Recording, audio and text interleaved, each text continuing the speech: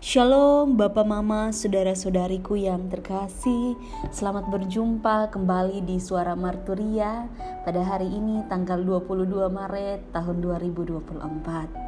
Saya sangat bersuka cita karena melalui kebenaran firman Tuhan kita terus dipertemukan.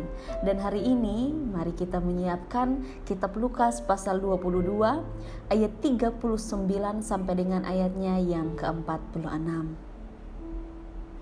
Kita akan merenungkan bagaimana Kristus itu dia sanggup memikul salib. Mari sebelum kita merenungkan lebih jauh kebenaran firman Tuhan, mari kita satu di dalam doa. Kita berdoa.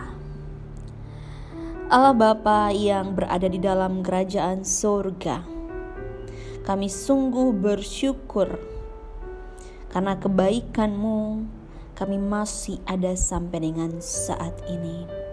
Karena kasih-Mu yang begitu besar di dalam kehidupan kami. Kasih Kristus melingkupi hidup kami. Melalui firman kebenaran-Mu kami akan dikuatkan. Mari Bapa, berfirmanlah kepada kami, karena kami sudah siap untuk mendengar dan kami sudah siap untuk melakukan firman Tuhan di dalam kehidupan kami setiap hari. Amin. Kitab Lukas 22 ayat 39 sampai dengan ayatnya yang ke-46.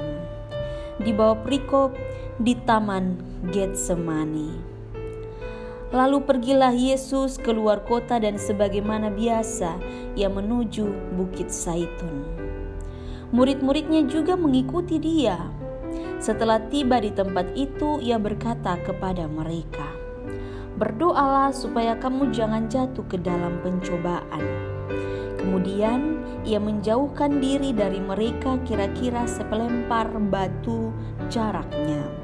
Lalu ia berlutut dan berdoa, katanya, "Ya Bapakku, jikalau Engkau mau, ambillah cawan ini daripadaku. Tetapi bukanlah kehendakku, melainkan kehendak-Mu lah yang terjadi." Maka seorang malaikat dari langit menampakkan diri kepadanya untuk memberi kekuatan kepadanya. Ia sangat ketakutan dan makin bersungguh-sungguh berdoa. Peluhnya menjadi seperti titik-titik darah yang bertetesan ke tanah. Lalu ia bangkit dari doanya dan kembali kepada murid-muridnya. Tetapi ia mendapati mereka sedang tidur karena duka cita. Katanya kepada mereka, "Mengapa kamu tidur? Bangunlah dan berdoalah supaya kamu jangan jatuh ke dalam pencobaan." Demikianlah firman Tuhan. Berbahagialah setiap kita yang tidak hanya membaca, tapi juga mau melakukan di dalam kehidupan kita setiap hari. Bapak Mama, saudara-saudariku, shalom. Damai di hati. Hari ini kita akan merenungkan bagian firman Tuhan yang luar biasa. Kita sudah semakin dekat dengan yang namanya Paskah. Di minggu-minggu sengsara ini, kita merenungkan tentang bagaimana Kristus dia sanggup memikul salib. Dan di dalam hal ini, dia sanggup memikul salib karena Bapanya. Kalau kita membahas tentang cerita Yesus di Taman Getsemani, hampir setiap tahun kisah ini dibaca di minggu-minggu sengsara. Dan ketika kita merenungkan bagian firman ini, kita diajak untuk mengingat beratnya pergumulan Yesus. Ketika Yesus tahu bahwa dia akan mati, bahwa kematiannya sudah sangat dekat.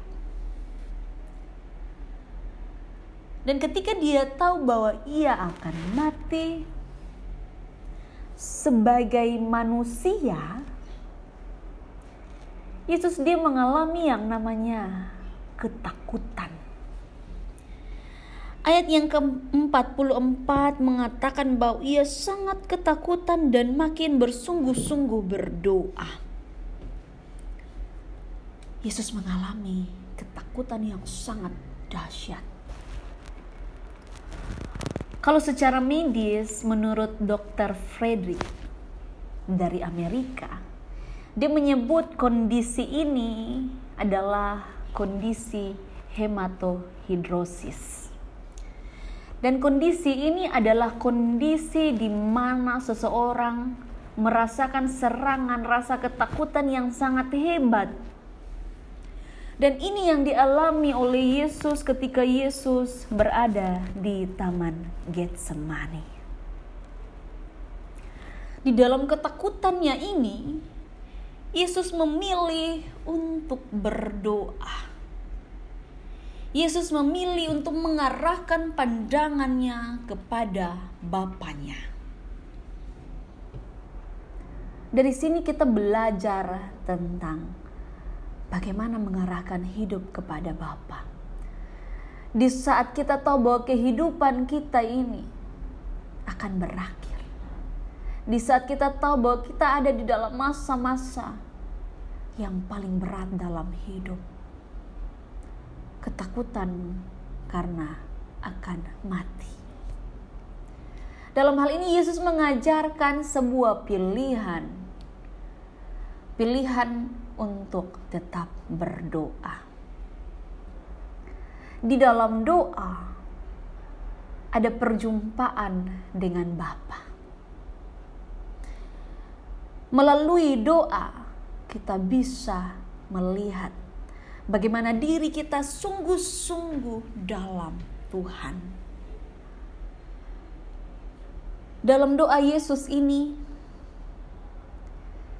ternyata Allah tidak menghendaki apa yang dikehendaki oleh Yesus. Yesus mau supaya cawan itu lalu daripadanya. Tetapi kemudian cawan itu tidak lalu daripadanya. Allah memberi jawaban tidak. Allah menolak. Dan Yesus paham. Yesus tahu bahwa apa yang baik adalah apa yang menjadi kehendak Bapanya. Yang luar biasanya dia tidak menolak apa yang menjadi kehendak Bapanya. Karena Yesus tahu bahwa yang terbaik adalah apa yang sudah menjadi kehendak Bapa. Yesus menerima. Kita harus bersyukur.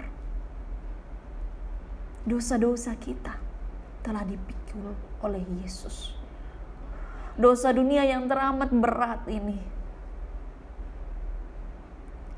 Kita perlu bersyukur karena kita dilayakkan. Melalui kesakitan yang dialami oleh anak Bapa. Dan dia sanggup memikul salib. Salib tanda penderitaan. Tapi hari ini kita memahami bahwa salib itu tanda pembebasan bagi kita. Terima kasih Tuhan. Kasih Tuhan begitu luar biasa di dalam kehidupan saya dan Bapak Mama semua. Jadi mari kita belajar dari Yesus. Kita minta apa saja kepada Bapa. Saat senang, saat sedih, Bapa akan memberikan jawaban yang paling terbaik menurut Bapa. Bahkan ketika hari ini kita belum mendapatkan jawaban, kita terus meminta kepada Bapa. Bahkan ketika jawaban itu tidak, itu juga jawaban. Karena itu yang terbaik dari Bapa. Mari firman Tuhan saat ini mengajak saya dan Bapak Mama, saudara-saudariku semua. Apa yang baik? Apa yang menjadi tongkat keselamatan itu sudah ada di dalam kehidupan kita. Maka dari itu, mari kita bersyukur karena Bapa begitu mengasihi kita melalui anaknya Yesus Kristus. Kita bersyukur bahwa Bapa mengaruniakan Yesus Kristus di dalam kehidupan kita. Karena kita tahu bahwa kita telah dibebaskan. Apa yang menjadi kedaulatan Allah itu membebaskan kita dari dunia ini. Kemudian pertanyaannya, apa yang mau kita lakukan ketika kita telah dibebaskan? Kita sudah mengetahui bahwa kita telah dibebaskan dari dosa-dosa kita. Apakah kita terus mau hidup di dalam dosa? Karena kita tahu Yesus Kristus,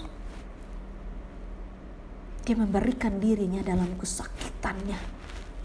Dan apa yang kita lakukan untuk hari ini? Apakah kita terus mau hidup di dalam dosa? Dosa di dalam pribadi kita sendiri, ataupun di dalam keluarga kita, ataupun di dalam pertemanan kita, di dalam dunia kerja kita. Mari kita berbalik, melihat Kristus, melihat Sang Bapa yang dengan kasih memberikan kita kelepasan dari dosa-dosa kita. Maka dari itu jangan kita main-main dengan apa yang sudah kita terima. Karena apa yang kita terima ini adalah anugerah daripada Tuhan. Maka dari itu, Bapak, Mama, Saudara-saudariku, mari kita merespon firman Tuhan ini, sehingga kita benar-benar hidup di dalam kasih dan kesetiaan kepada Tuhan.